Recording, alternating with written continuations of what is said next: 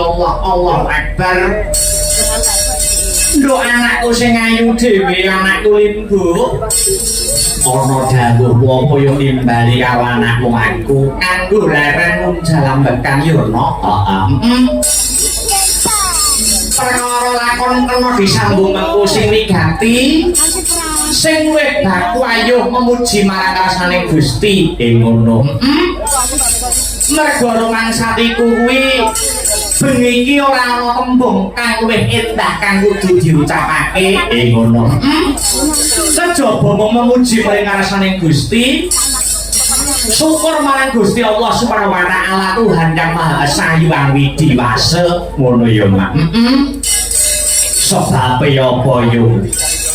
Sebab krana aku kang sarta kowe sak rombongan ya. Isih pinaringan yo kuwi kebagas warasan kesehatan. Heeh. Wujude nikmat kang sarta berkah pangeran ngono. Moga tanpa nikmate pangeran aku kelawan kowe anakku limbu bisa manunggal kang sarta tetunggalan ana ing adicara bengi iki no. Ngono ya Mak. Iya wis kok ati dawuh. Lah banjur bengi iki dalam rangkaian adicara pokok katon gayeng gumarendeng sajak rame wiwit sore mau Mak. Ngene ya no. Iki adicarane tidak lain dan tidak bukan ya kuwi adicarane bersih dusun ngono. Bersih dusun ya diadani dening warga masyarakat para kawulagong kang lenggah ana ing Babatan ngono. Dusun Babatan kelurahan Wernoto Kecamatan Nganjuk Kadipaten Nganjuk. Wah ngono ya Mak. Mula wis sak trepe wis sak wajibe aku karo Biyo ngaturke panuwun kang tanpa pepindhan.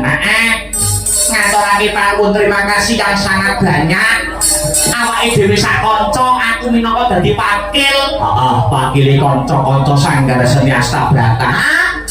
Ora iso matur apa-apa kejaba mung ngaturake panuwun.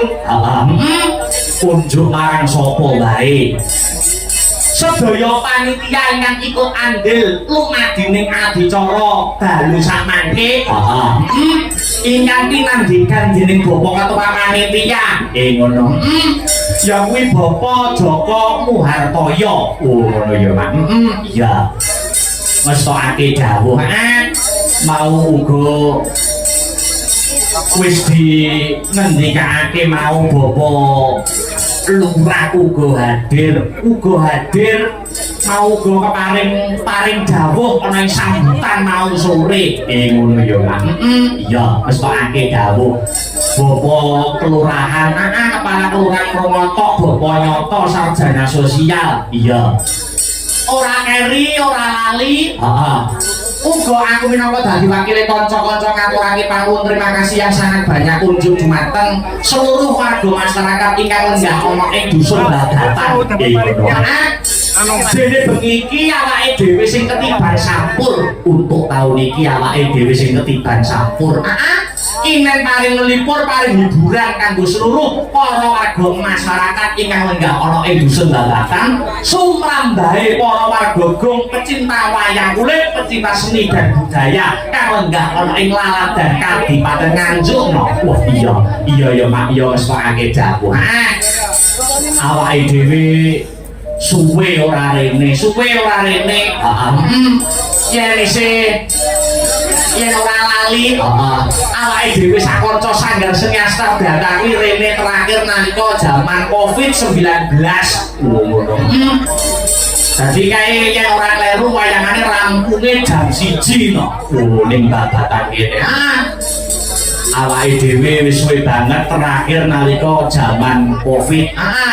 Bare jam 1 iki ono bintang tamune niku sapa lali aku bintang tamune.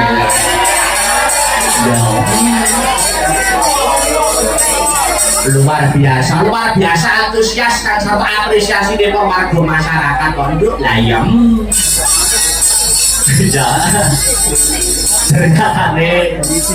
Ternyata antusias apresiasi dari warga masyarakat luar biasa. Wah wayangan rong awit lagi rapat wis geger kok.